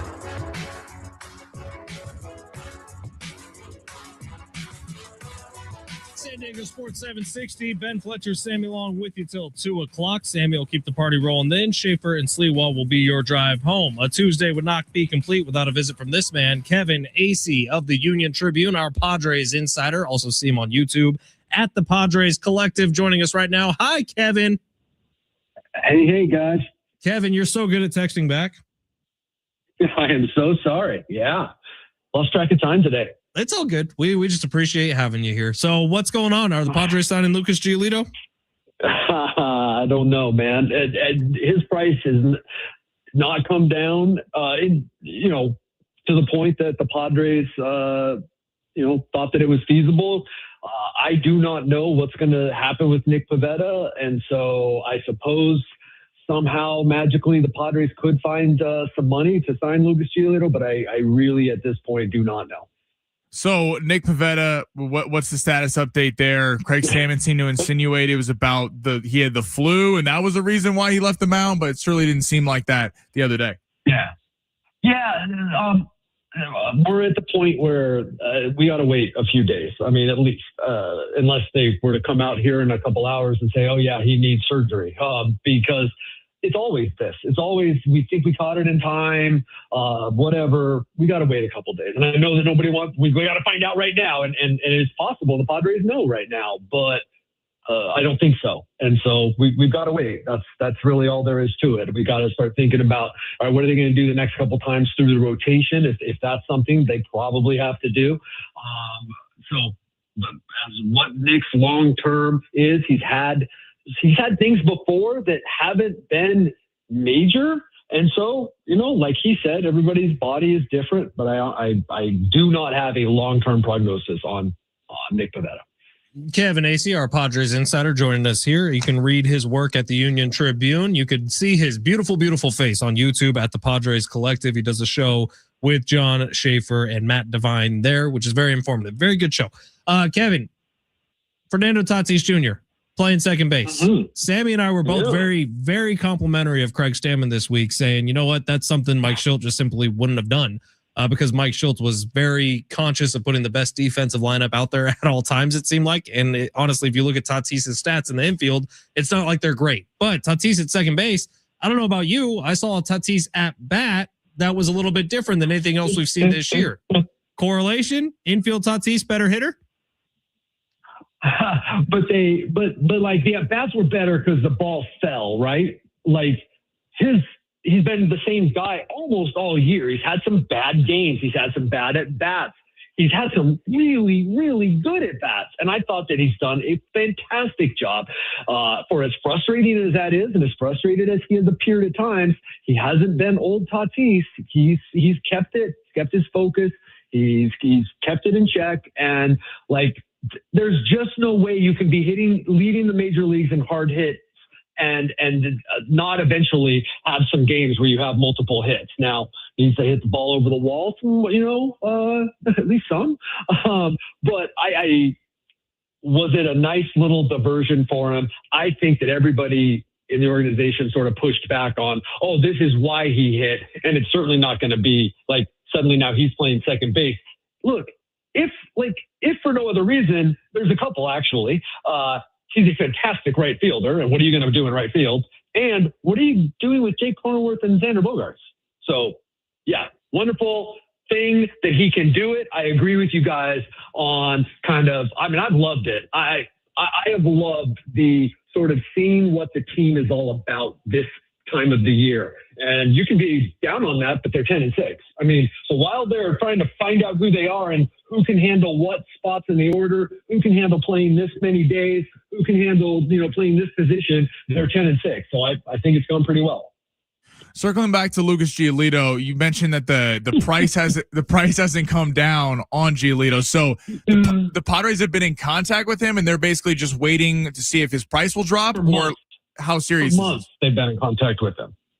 So is it more serious in the last few hours or the last day? I suppose it could be. But there's checking in, and then there's, hey, we're getting close. The Padres, from my understanding, have never been close. They may be now, but they haven't been, because it's checking in. And Lucas Giolito, to his credit, is like, I'm going to play for this much. That's what I'm going to do. I need to get a certain amount, right, that he and his agent have figured out. And that price will continue to come down, but it had not come down as quickly as some teams thought. So because Lucas Giolito does sort of hold those cards, because things like injuries are going to happen. And eventually a team is going to need Lucas Giolito at Lucas Giolito's price. Cubs and the Padres, being reported earlier today, are both at least interested in talking with Lucas Giolito. All right, Kev, we're 16 games in. You might have a little bit better vibe of the clubhouse dynamics at this point. There's been some funny videos of Nick Castellanos and Fernando Tatis Jr. Getting along and kind of going back and forth in the dugout. What have you seen so far this year? Who are the big characters? Is Nick Castellanos taking on some sort of leadership or mentor role? What's happening in the clubhouse? He's like really underrated, funny, super smart. Like it's just that he's a really interesting guy. And so, yeah, I think that there is a guy who's been in the league for 14 years, obviously had some cachet with players like Manny, and is over in that part of the clubhouse where you see Castellanos, Laureano, Tatis talking a lot. So, I mean, I think that's super interesting. And it's just, it's still early, but like, it's weird because, there was a WBC, but like, I really think this road trip like really accelerated things. They kind of needed it. They said it beforehand, and then they said it afterward. Like they kind of needed it. You're in spring training. You're at home for a week and a half, and they weren't playing well, and they needed to sort of get away to spend some time together, because that's really all you have to do on the road. And I think things are coming together nicely. I try not to read into, has it been 9 games? So, yeah, I try not to read into the last 9 games any more than I read into the first 7, or read into the things I'm seeing yet, like say it in the clubhouse or on the field too much. But I really feel like it's kind of been the same team like the whole time. It's just that the results then came together, and now we'll see what happens, because it's their job, the leaders, including Craig Stammen, that the next time the 2-5 comes, that it's just a 2-5, and they're back to this 90 game trajectory, that this pace that they're on. Where are we at? I know Matt Waldron was doing some rehab starts. Is he close to coming up?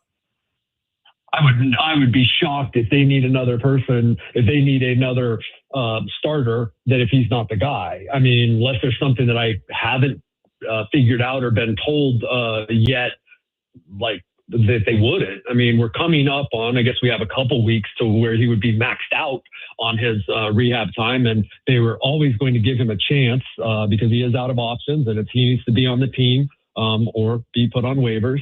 And you got to imagine that he'd be snapped up. So it would seem to me that this could be, one of those sort of gifts that, let's see what Matt Waldron can do, because they have been highly encouraged by, first off, how he started spring, and then how he has been in his rehab. 3 starts, no runs, looking pretty good.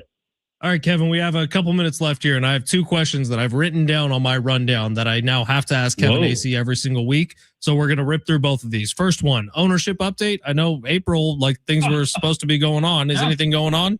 Yeah. I know people are still working on it, like hot and heavy, like every day, massive transaction. Don't have any update on the day it's going to drop, or don't think it's going to be here in the next couple of days. All right. Second question that we now have to ask Kevin Acee every single week. What article are you releasing later today with breaking news that you don't tell us about?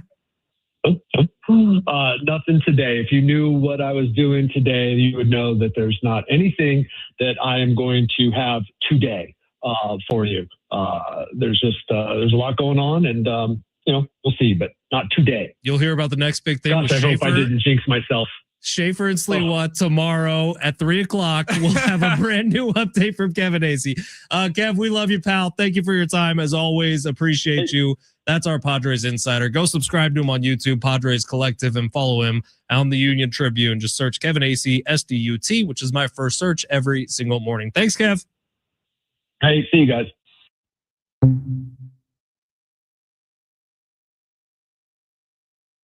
Hey players, this is all yours. Hamul Casino Resort, the player's place. Like, we have to ask Kevin those questions every week. Yeah, now, right? because first off, he said that to us before that We'll see. he didn't have any 305 comes around. spicy info, and then all of a sudden we're like looking through the Trib, reading the online. Oh, that's interesting. Yeah, it's weird. Kevin Acee's name is on that, and that probably took more than an hour and a half to write. But I don't think he wrote it in 5 minutes. Weird. He's a good writer. Text line, I'm with you, but 913 is asking if we have the tall second baseman tonight with the Padres because they're going to the game and like to say they've been to a game where Tatis played second base. That's 2 days in a row now. I asked Togerson if we're going to see more of Tatis at second. He said absolutely not. We asked Kevin if we're going to see more of Tatis at second. He said probably not. So I don't know, man. I liked it. I thought Fernando had more fun playing there. I thought he looked better playing there. Oh, Maybe it's just not happening. You know, we forgot to ask him. What? Rich McGuire just said he's getting geeked up for the VEDDER Cup. I wanted his thoughts on the VEDDER Cup.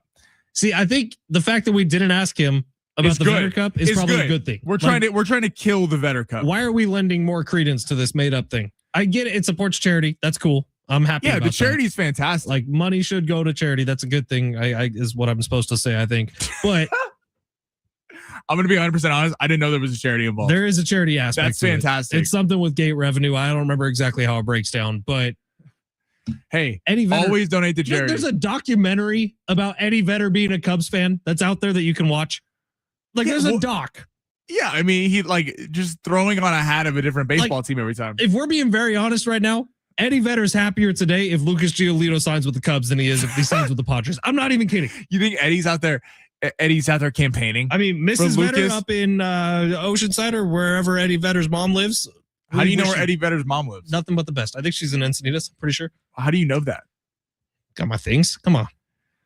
Yeah, I mean, I've been on record. I just, Pearl Jam's got some songs, few of them. See, text line's all saying VEDDER Cup is dead. It's not. It's a thing. It's like officially starting today, and there is an aspect to the series begins. I really keeps going in May. Listen, I'm not trying to and there's a guitar trophy. I'm not trying to toot our own horns, but I really feel like in this city we were one of the first shows and voices to really get behind the bashing of the VEDDER Cup. Because I would love to say that we are, but we're not, because we used to make fun of Ernie Martinez for caring about the VEDDER Cup. And we made fun of Ernie every time we brought it up. I do feel like that there's been less of a PR press maybe from the Padres about this, because they're starting to get how kind of embarrassing it is.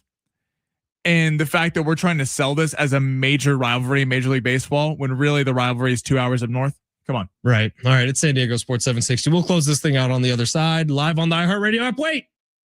Pause. Oh, fight tickets. SD Fight Night's coming up this Saturday, April 18th. Sammy and I will be there. Do you want to be there? What is Kevin Acee notoriously bad at? That is the question. It was from the very beginning. It was one of the first things I said. Know. You got to tell me off air. How, Sammy, do you not listen to this show? What's he bad at? What is Kevin Acee notoriously bad at? It was one of the first things I said to Kevin, and he laughed at it. So I'm going to pick up the phone. And whoever answers it correctly is getting the tickets. It could be the first caller, it could be the third caller, it could be the fifth caller, whatever. It's if they answer that question correctly, they get the tickets. Okay, once we go to break, you gotta tell me Sammy, what it is. Let you know. Luckily, our listeners are better listeners than you are. Oh. Did that have something to do with today? Yes. Oh, I know what it is. All right. Well, Sammy figured it out. Let's see if you can too. It's San Diego Sports 760. You're listening live on the iHeartRadio app.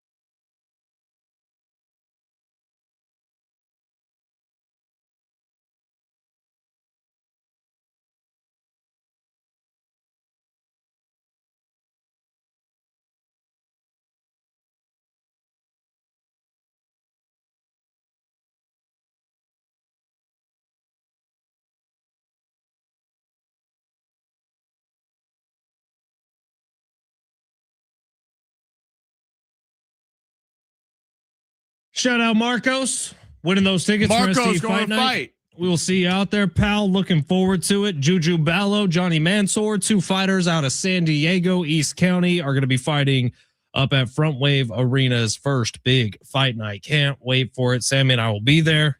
Looking forward to it in a big way. And Marcos will be there too. Text line asking if we have more tickets tomorrow. Hell yeah, we got more tickets tomorrow and on Thursday. So this is the only show in town I think you need to listen to all week long. Yeah. Actually, and the other show I'm on, Big Rich T and Fletch, we got tickets in the morning too. So if you want to tune in over there in the morning, 1015 KGB, we will have tickets tomorrow morning. I believe we're going to be giving them away around 8:30, 9 o'clock. So you can tune in to KGB tomorrow morning. Hell yeah. All right, we've had a busy day today. I think we've solved a lot of the world's problems. Yeah. We've convinced the NBA to shut it down to 72 games per season. I think that we've sufficiently yelled at FIFA enough for outlawing tailgates at the 2026 World Cup. Yeah, if only world leaders could listen to us in this show, we could really solve a lot of problems in the sports world. All right, I'm being dead honest right now. Arrowhead Stadium is not as cool as Arrowhead Stadium is without the tailgating aspect to it. Oh, definitely. Like that is a part of what makes it one of our country's great sporting events, sporting, what do you call it? Sporting arenas. That's not the right word. Venues. That's what makes it one of our great venues, is the fact that people are getting there 12 hours before game time to go smoke a brisket. Like that's cool, man. And you're taking away some of the cool factor of the World Cup, which is unfortunate. So hopefully JD Wicker was listening earlier today and is going to sign us over Snapdragon Stadium's parking lot for one of the games for Team USA, because I think that'd be really cool to host a big tailgate. I'm excited for the rest of the world doesn't get to tailgate. The U.S. better get out of the group. Dude, they're not gonna. They kind of stink.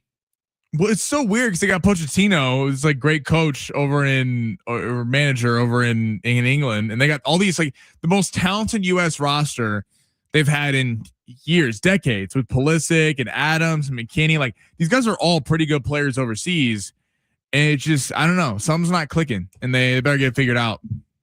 Yeah, they better. I mean, we're not gonna be able to tailgate at the game anyway, so who cares?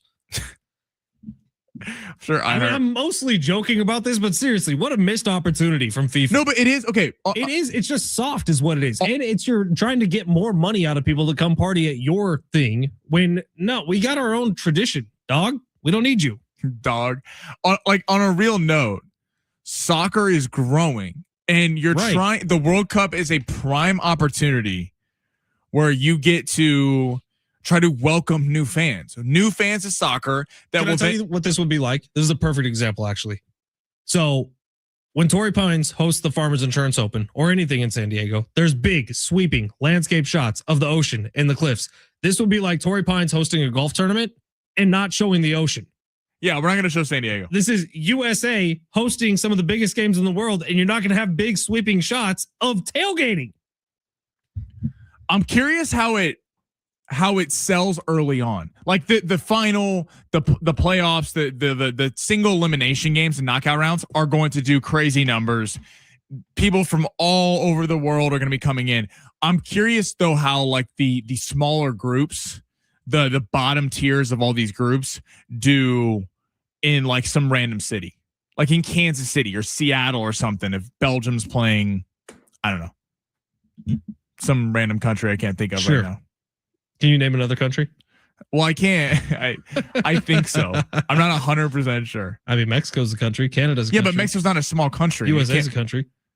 How about Denmark? I think Denmark's a country.